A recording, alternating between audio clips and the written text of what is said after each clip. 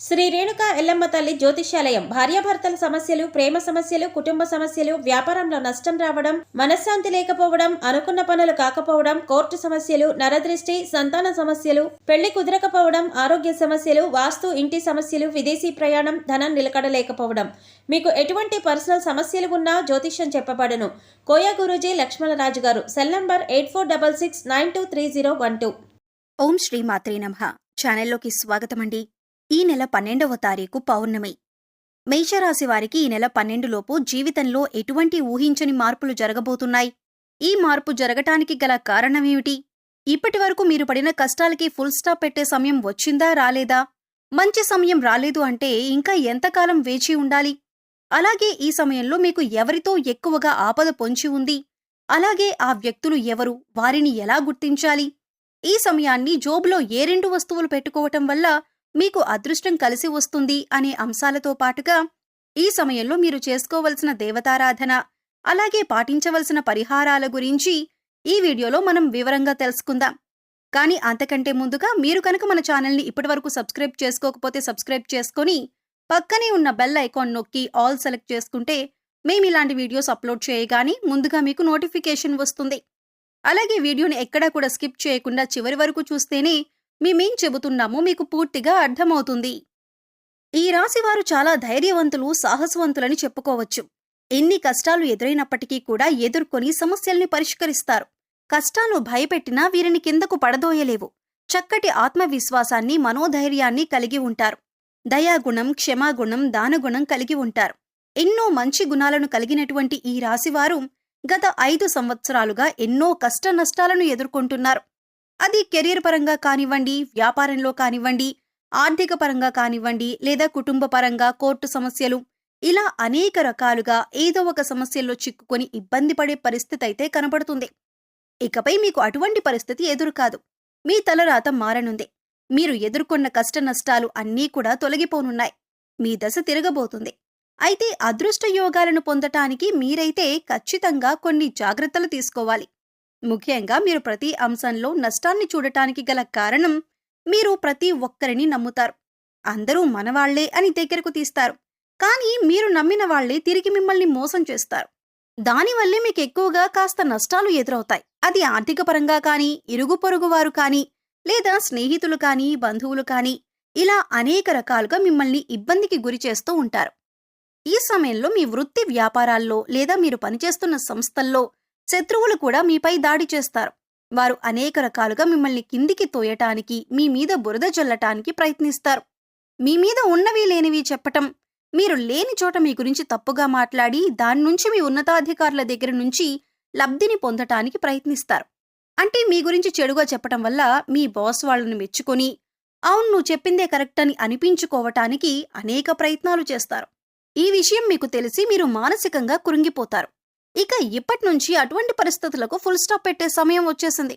ఇక్కడ మీరు ముఖ్యంగా గుర్తుంచుకోవాల్సిందేంటంటే, మీరు ప్రతి ఒక్కరిని గుడ్డిగా నమ్మటం అంత మంచిది కాదు. సమాజంతో పాటు మీరు మారాలనే విషయాన్ని గుర్తుంచుకోవాలి. ఎందుకంటే మీ కెరీర్ని నిలబెట్టుకోవటం కోసం ఎన్నో నిద్రలేని రాత్రులను గడిపారు. ఇలా చేయాలి, అలా చేయాలి అని గొప్పగా ఎన్నో ప్లాన్స్ వేసుకున్నారు.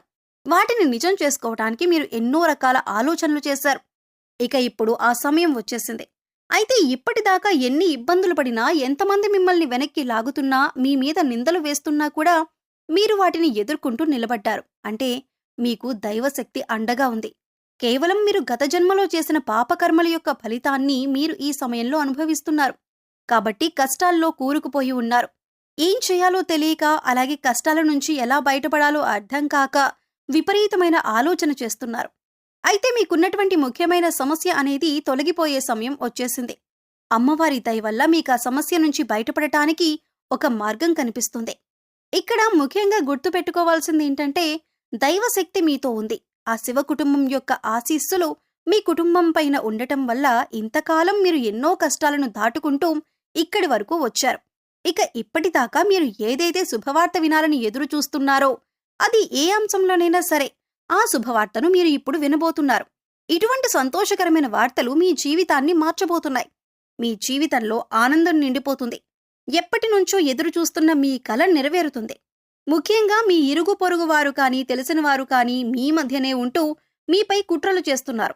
వారెవరో మీరు గమనించి గుర్తించవలసి ఉంటుంది. ఇక మీ రహస్య శత్రువులను మీరు నమ్మటం వలన మీకు అనేక రకాలుగా వారు ఇబ్బందులు కలిగిస్తున్నారు. ఇక మీరు గతంలో ఎన్నో రకాల ఇబ్బందులు పడి పెద్ద పెద్ద సమస్యల నుంచి కూడా చివరి దాకా వచ్చి వాటి నుంచి బయటపడిన సందర్భాలు కూడా ఉన్నాయి. ఇక ఇటువంటి సమస్యల నుంచి బయటపడటానికి మిమ్మల్ని ఆదుకున్నది ఆ శివయ్య అని చెప్పొచ్చు. ఆ శివపార్వతులే మీకు అండగా ఉన్నారు. ఇక ప్రతిరోజు కూడా మీరు నిత్య పూజ నిర్వహించటం, దేవుడికి దీపారాధన చేసుకోవటం, మీ ఇష్ట దైవ నామస్మరణ చేసుకోవటం వల్ల మీకు అనేక రకాలుగా శుభాలు చేకూరుతాయి. కేవలం కష్టాల్లో ఉన్నప్పుడు మాత్రమే కాకుండా సుఖంలో ఉన్నప్పుడు కూడా దైవనామస్మరణ చేసుకుంటే మిమ్మల్ని కంటికి రెప్పలా కాపాడుతున్న ఆ పరమేశ్వరుడికి నమస్కారం చేసుకుంటూ ఉండటం మంచిది అని సూచించటమైంది. ముఖ్యంగా మీరు కష్టాల్లో ఉన్నప్పుడు దేవుడు రక్షించలేదు కాబట్టి దేవుడు లేడనే భావన మీకు రాకూడదు. అందుకోసం ప్రతిరోజు కూడా దేవుడికి కృతజ్ఞతలు చెప్పుకుంటూ మిమ్మల్ని ఇప్పటిదాకా రక్షించినందుకు ఆ భగవంతుడికి కృతజ్ఞతలు చెప్పుకోండి. దేవుడిపైన మీ నమ్మకాన్ని ఎప్పుడూ అలానే ఉంచుకోండి. ఇక ఆర్, పి ఇంకా టి అనే అక్షరాలతో పేర్లు మొదలయ్యే వారితో మీరు కాస్త జాగ్రత్తగా ఉండాలి. వారు మీ పక్కనే ఉంటూ మీ స్నేహితుల వలె నటిస్తూ మీ వెనకాల గోతులు తవ్వే అవకాశాలు ఎక్కువగా ఉంటాయి. కాబట్టి మీరు వారి చేష్టలను కాస్త గమనిస్తూ ఉండాలి. ఈ సమయంలో మీరు రహస్య శత్రువుల్ని గుర్తించి గమనించి తగిన జాగ్రత్తలు తీసుకోవాలి. లేదంటే జీవితంలో నష్టపోయే అవకాశాలు ఎక్కువగా ఉంటాయి. ఇక ఈ సమయంలో మీరు చేసుకోవలసిన దేవతారాధన చూసుకున్నట్లయితే ప్రతి సోమవారం శివాలయానికి వెళ్లి అర్చన చేయించుకోండి. అలాగే మాస శివరాత్రి రోజున అభిషేకాన్ని ఆ పరమశివుడికి నిర్వహించినట్లయితే శివుని యొక్క పరిపూర్ణమైన ఆశీస్సులు మీపై ఉంటాయి. ఇక ఈ సమయంలో ఈ రాశివారు పాటించవలసిన పరిహారాలను చూసుకున్నట్లయితే ఆర్థిక పరంగా మీరు పురోగతి సాధించటానికి ఈ 2 వస్తువులు మీరు పర్సులో పెట్టుకోవాల్సి ఉంటుంది. పురుషులైతే మీ షర్ట్ జేబులో కానీ, ప్యాంటు జోబులో కానీ, పర్స్లో కానీ పెట్టుకోండి. స్త్రీలైతే మీ హ్యాండ్ బ్యాగ్లో పెట్టుకోండి.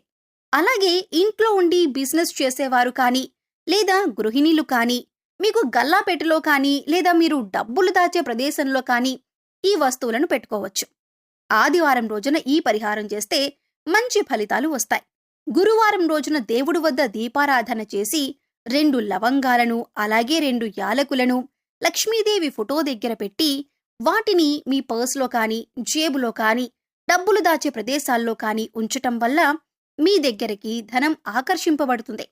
వీటిని తరచుగా మనం మసాలా దినుసుల్లో వాడుతూ ఉంటాం. కానీ లక్ష్మీదేవికి సుగంధ ద్రవ్యాలంటే చాలా ఇష్టం. ఇవి ధనాన్ని ఆకర్షిస్తాయి కూడా. సో చూశారు కదండి, ఈ నెల 12 లోపు మేషరాశి వారి జీవితంలో ఎటువంటి ఊహించని మార్పులు జరగబోతున్నాయి. ఈ సమయంలో మీకు ఎవరితో ఎక్కువ ఆపద పొంచి ఉంది, అలాగే ఆపద నుంచి ఎలా బయటపడాలి, ఈ సమయంలో మీరు చేసుకోవలసిన దేవతారాధన అలాగే పాటించవలసిన పరిహారాల గురించి ఈ వీడియోలో మనం వివరంగా తెలుసుకున్నాం కదా. ఈ వీడియో మీకు నచ్చినట్లయితే లైక్ చేయండి. మీ ఫ్రెండ్స్ అండ్ ఫ్యామిలీ మెంబర్స్లో ఎవరైనా మేషరాశి వారు ఉన్నట్లయితే వారితో ఈ వీడియోను షేర్ చేసుకోవడం మర్చిపోకండి. అలాగే ఇప్పటివరకు మన ఛానల్ని కనుక సబ్స్క్రైబ్ చేసుకోకపోతే సబ్స్క్రైబ్ చేసుకొని పక్కనే ఉన్న బెల్ ఐకాన్ నొక్కి ఆల్ సెలెక్ట్ చేసుకుంటే మేము ఇలాంటి వీడియోస్ అప్లోడ్ చేయగానే ముందుగా మీకు నోటిఫికేషన్ వస్తుంది. మరో చక్కటి వీడియోతో మళ్ళీ కలుద్దామండి. ఓం శ్రీ మాత్రే నమః.